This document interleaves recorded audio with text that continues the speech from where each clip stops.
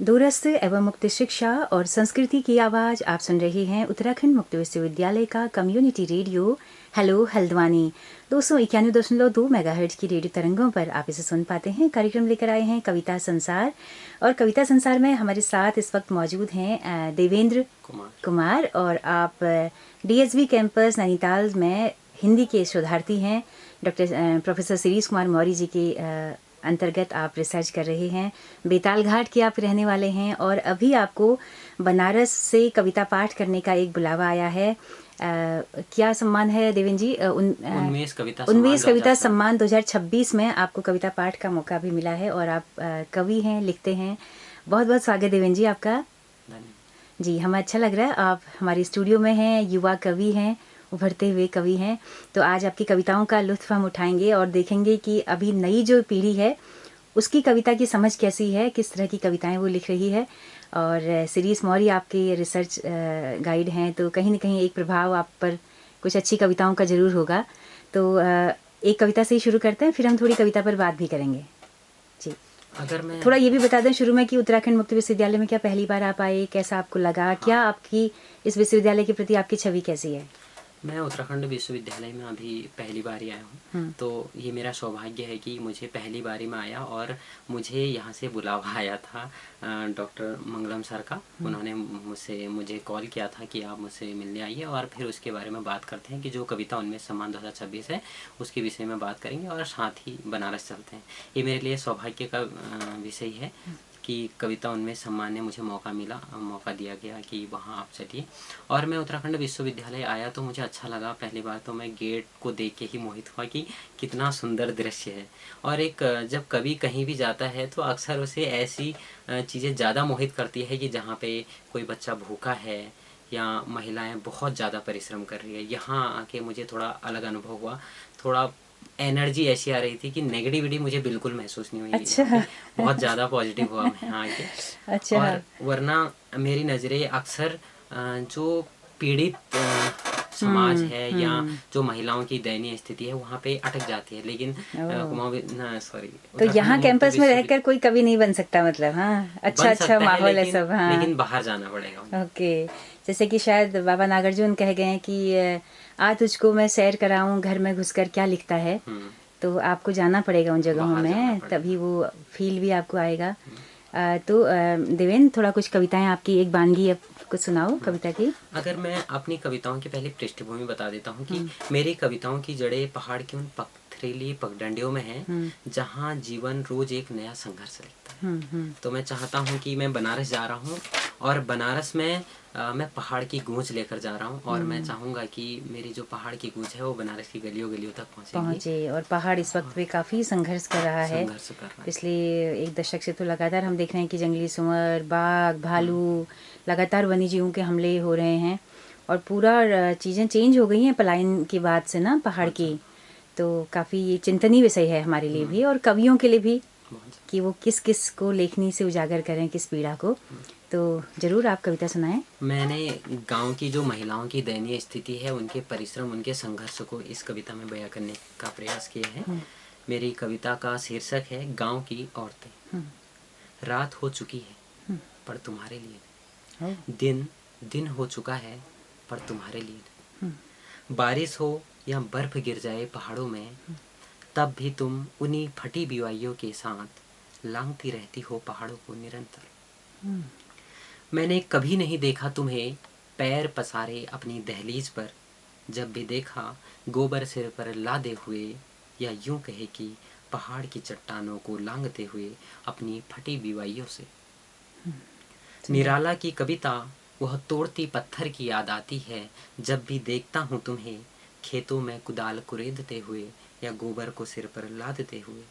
उस लद्दू घोड़े को भी भूल जाता हूँ कुछ पल, जो ढोता रहता है तपती धूप में अनवरत बोझ। ये मैंने अंतर्राष्ट्रीय महिला दिवस पे लिखी। ओह, क्या बात है! तो आपने घोड़े के उस बोझ से भी अंत में उपमा कर दी कि उसको भी मैं भूल जाता हूँ। इस इतना श्रम आपका है। पहाड़ में जो महिलाएं हैं उनकी स्थिति बहुत ज़्यादा दयनीय होती है। खासकर अगर मैं इधर उधर ना जाऊँ, अपनी मम्मी की भी बात करूँ तो मम्मी को हम बचपन से देखते आ रहे हैं कि 4:30-5 बजे से उठती हैं और उनकी रात वही होती है रात के 10-11 बजे। बिल्कुल। दरअसल होने को तो ना परिश्रम करना कोई बुरी बात नहीं है। जैसे दयनीय आपने कहा ना, तो एक हमारे एक भुवनदा हैं बागेश्वर के रहने वाले भुवन पाठक जी, सोशल एक्टिविस्ट हैं, पिछले 3-4 दशकों से काम कर रहे हैं। मैंने भी उन्हें यही सवाल किया था इसी तरह का कुछ, तो उन्होंने मुझे जवाब दिया कि दयनीय क्यों कह रही हैं आप पहाड़ की महिलाओं को। पहाड़ की महिलाएं तो हमेशा से उत्पादन से जुड़ी रही हैं। आप देखिए वहाँ कोई घूंघट नहीं है, उनके पास राइट्स होते हैं, वहाँ कम से कम थोड़ा बराबरी का अधिकार जैसा लगता है, क्योंकि वो श्रम से जुड़ी हुई हैं। और खेतों में काम करना, जंगल जाना, पेड़ पे जाना, ये सब कोई दयनीय स्थितियाँ तो नहीं हैं, है ना। तो उन्होंने मुझे थोड़ा सा टोका इसमें कि मैं इसको इस एंगल से देखता हूँ।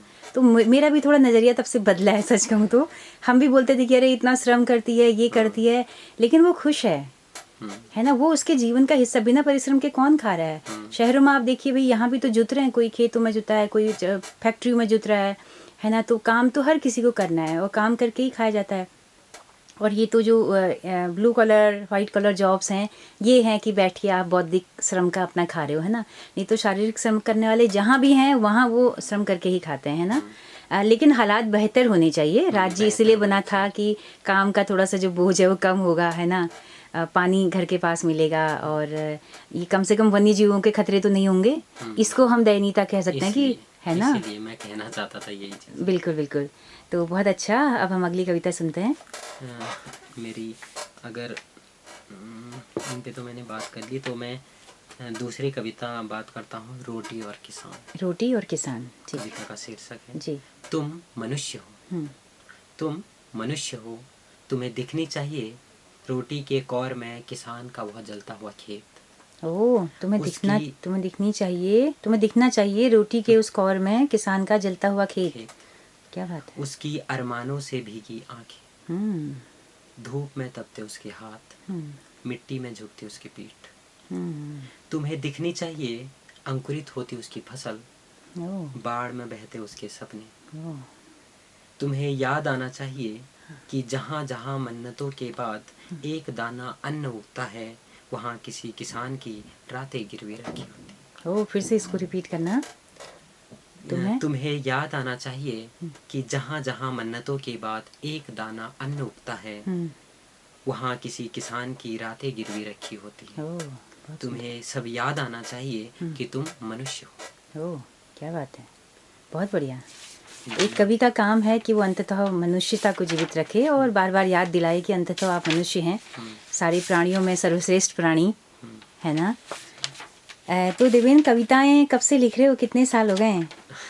अभी इतना समय तो मुझे नहीं हुआ है। अच्छा। एमए के दौरान मैंने कुछ कविताएं लिखने का प्रयास किया। अच्छा। क्योंकि मैं किसी भी स्थिति को अगर देखता हूँ, पहले मैं खुद में एनालाइज करने की कोशिश करता हूँ। मैं ऐसा महसूस करता हूँ कि मैं ही बैठा हूँ वहाँ पे और मैं ही हूँ। थोड़ा मुझे ओवर थिंकिंग करने की ज़्यादा। अच्छा, तो ये क्या हिंदी विभाग से जुड़ने के बाद ही ये हैबिट बनी लिखने पढ़ने की? दुनिया का जो साहित्य है उससे उससे रूबरू कब हुए? हिंदी में आने के बाद ही? हिंदी में आने के बाद। अच्छा, तो डीएसबी कैंपस में आने के बाद। कैंपस। उससे पहले एक बिल्कुल ग्रामीण एक लड़के थे जिसको बहुत ज़्यादा साहित्य उतना ही पढ़ा होगा जितना हमारा सिलेबस में होता था, है ना। तो कैसे बदली ज़िंदगी आपकी डीएसबी कैंपस ने, आपके हिंदी विभाग ने, आपके गाइड ने? अगर मैं बात करूं तो मैं अपने गाइड की बात करूं तो मेरे जो गाइड हैं उनके पढ़ाने का तरीका बहुत अलग है। वो हर चीज़ को थोड़ा अलग तरीके से देखते हैं। जब हम एमए के दौरान पढ़ रहे थे तो मंगलेश डबराल की एक कविता आती है बीच में कि शहर आते जाते मैंने भूख के बारे में सोचा, जो दिन में 3 बार लगती थी, चाहती थी थोड़ा सा अन्न, कर जाती थी थोड़ा सा पराजय। ये कविता मुझे अंदर से झकझोर जैसा देती। फिर मैं श्री सर के निर्देशन में शोध करने लगा। तो फिर मैंने एक दिन सोचा, सर ने मुझसे ऐसे कोई सवाल पूछे, उसके बाद वो मुझे नहीं आए।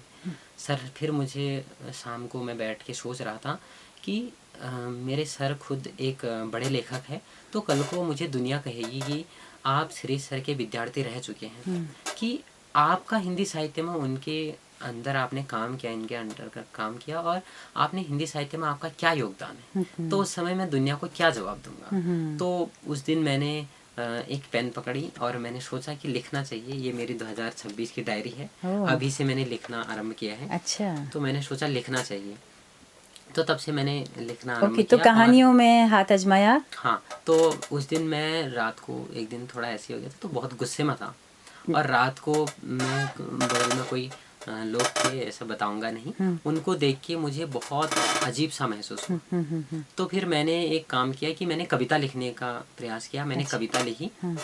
उससे पहले मैं बहुत कविताएं लिख चुका था। वो कविताएं मुझे ऐसा लगा कि उसका भाव स्पष्ट नहीं हो पाया। उसके बाद मैंने एक कहानी लिखी है। ओह! अभी वो कहानी लगभग 90% पूरी है। पूरी हो चुकी। उसमें तो क्या कोई पहाड़ के पात्र हैं? हाँ, पहाड़ किस के तरह पात्र, का? हाँ, हुँ। उसमें थोड़े कुमाऊनी के पुट भी आप देखने को अच्छा, मिलेंगे अगर ये अच्छा, छपती है। अच्छा। एक ही रात में करीबन 3 घंटे में लिखी गई ओह! अच्छा, कहानी। एक ही सिटिंग में लिख दी, तो हाँ, पूरी कहानी पकी हुई थी दिमाग में? हाँ। या लिखते-लिखते आगे का स्लॉट आ रहे थे? दरअसल मैं 1 डेढ़ घंटे उसके बारे में सोचता रहा। अच्छा। फिर मुझे लगा कॉपी पेन पकड़ लेना चाहिए, इसलिए मैंने लिखा उसके बारे मतलब में कुछ पूरा। कहानी बुनी जा चुकी थी दिमाग में, कुछ हाँ। था कि चलते-चलते देखो कहाँ पहुँचती है। अच्छा, वही ना, शेखर एक जीवनी, जैसे आगे कहते हैं कि हाँ। शेखर एक जीवनी एक रात में देखा गया विजन है। ओह! अगर मैं अपनी कहानी की बात करूँ तो वो कुछ समय का ऐसा ही कोई दौर आया कि मुझे भी लगा कि लिखना चाहिए, और एक ही रात में मैंने भी लिख दी। ओह! क्या बात है। उत्तराखंड में बहुत सारे हमारे पुराने महादेवी से लेकर बहुत सारे लेखक आए हैं, रहे हैं यहाँ पे। बाबा नागार्जुन भी रहे हैं और लिखते रहे हैं। यहाँ के एकांत, यहाँ की वादियाँ, यहाँ के पहाड़ उनको एक तरह से सम्मोहित करते थे लिखने के लिए। तो आपको लगता है कि जो लोग यहीं रहते हैं वो भी कुछ बेहतर लिख सकते हैं? वो तो देख रहे हैं यहाँ के जनजीवन को सामने ही। तो लगता है कि आपको कई सारे पात्र छुपे पड़े हैं इन पहाड़ों में, इन खेतों में, गाँव में, बहुत सारे पात्र हैं जिन पर बहुत कहानियाँ लिखी जा सकती हैं। लिखी जा सकती है, ये तो आपने सही कहा, लेकिन मैं ये नहीं कहूँगा कि कोई भी व्यक्ति उत्तराखंड में रहकर ही साहित्यकार बन सकता है, वो क्योंकि हर समाज की, हर क्षेत्र की अपनी अपनी समस्याएं होती है। हर क्षेत्र से बड़े बड़े कवि उभरते आए हैं और आगे भी उभरते रहेंगे। बिल्कुल, बिल्कुल। लेकिन थोड़ा एकांत की जो तलाश में लेखक कई बार आता हाँ, है। जैसे महादेवी वर्मा आए थे। हाँ, तो इतना सुंदर महादेवी कुटीर अभी है, एक गढ़ है, साहित्य का केंद्र है। तो देवेन अब थोड़ा-सा बताइए कि एक कविता और हम सुनते हैं। मैं अगली कविता सुनाना चाहूँगा। ये युद्ध की मांग और मनुष्यता। अक्सर हम देखते हैं कि जो लोग कहते हैं ना कि घर में बैठकर कहते हैं कि युद्ध होना चाहिए, उसको हरा देना चाहिए, उसको मार बहस देना करते चाहिए, हैं, बहस तर्क-वितर्क करते हैं। करते तो हैं। मैंने इन चीज़ों को ध्यान में रख के कविता लिखी है। तो इसका मेरा जो विषय है युद्ध की मांग और मनुष्यता। तुम हो किसी के भाई, किसी के पिता, किसी के बेटे, चंद पैसों के लिए खड़े हो सीना ताने सरहद पर निस्वार्थ। कौन सी गोली निकल जाए सीने से तुम भी नहीं जानते। उस शख्स से पूछो जिसका बेटा, भाई, पति खड़ा हो सरहद पर, जवाब नहीं इसका कोई उन तमाम लोगों के पास जो बैठे हो घर पर पैर पसारे। सभी धर्म की बात करते हैं, मनुष्यता की बात कोई नहीं करता, जबकि उन्हें मनुष्यता की बात करनी चाहिए। क्या बात है। जो बिखर गए अलग अलग टुकड़ों में समुदाय में। वाओ! ये जो तो आज आप अंततः कुल मिला के आपकी कविताएँ थोड़ा मनुष्यता पे समाप्त हो रही हैं, है ना? तो आप मानते हैं कि मनुष्य होना सबसे एक आला दर्जे का एक मुकाम है ना? कि अंततः मनुष्य होना चाहिए सभी को। मेरा मानना ये है कि कोई कितना महान आदमी तभी बन सकता है, पहले आपको मनुष्य और थोड़ी भी बहुत भी मनुष्यता अगर जिसके भीतर होगी तो ये लड़ाई झगड़े, जाति पाति, युद्ध ये लगातार ख़त्म होते जाएंगे, है ना? तो चलते चलते इंतज़ार हो रहा है, मंगलम जी इंतज़ार कर रहे हैं, देखिए आप दोस्तों, और मंगलम जी आपको लेके आए हैं और हमें डेडलाइन मिली है जी। धन्यवाद मंगलम सर का कि उन्होंने मुझे यहाँ स्टूडियो में रिकॉर्डिंग करने का मौका दिया जी। अच्छा, जो उनमें सम्मान अभी आप मिल रहा है उस पर क्या कहेंगे कि इस तरह के सम्मान युवा रचनाकारों के लिए कितने ज़रूरी होते हैं?